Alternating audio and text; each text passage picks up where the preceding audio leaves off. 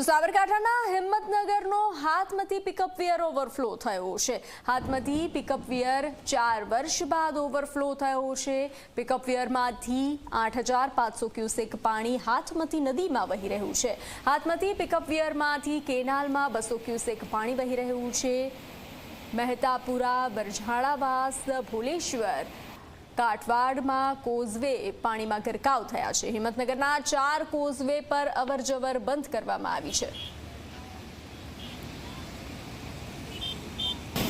સાબરકાંઠા જિલ્લામાં છેલ્લા 24 કલાકમાં 8માંથી 6 તાલુકામાં વરસાદ નોંધાયો છે, જેમાં 2 ઇંચથી માંડીને 6.5 ઇંચ જેટલો વરસાદ વરસ્યો હતો, જેને લઈને નીચાણવાળા વિસ્તારોમાં પાણી ભરાયા હતા। બીજી તરફ જળાશયોને જે નદી નાળા છે એ પણ છલકાયા છે અને જળાશયમાં પાણીની આવક વધી રહી છે। તો સાબરકાંઠા જિલ્લામાં જે ગુહાઈ જળાશય છે, ગુહાઈ જળાશય ઉપરાંત હાથમતી જળાશય, આ બંને જળાશયમાં પાણીની આવક ચાલી રહી છે। તેને લઈને ગઈ રાત્રિએ જ ગુહાઈ જળાશયમાંથી 3 દરવાજા ખોલી 11,000 ક્યુસેકથી વધુ પાણી છોડવામાં આવ્યું હતું।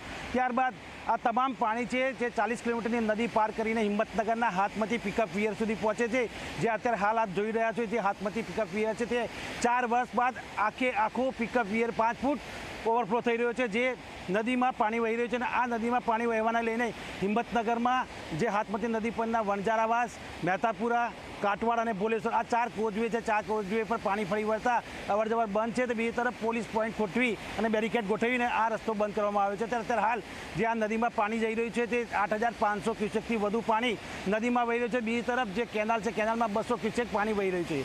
આમ જિલ્લામાં જે છેલ્લા 24 કલાકમાં વરસાદ વરસ્યો છે તેને લઈને જે પાણીની આવક છે, આવક જળાશયમાં જોવા મળી રહી છે।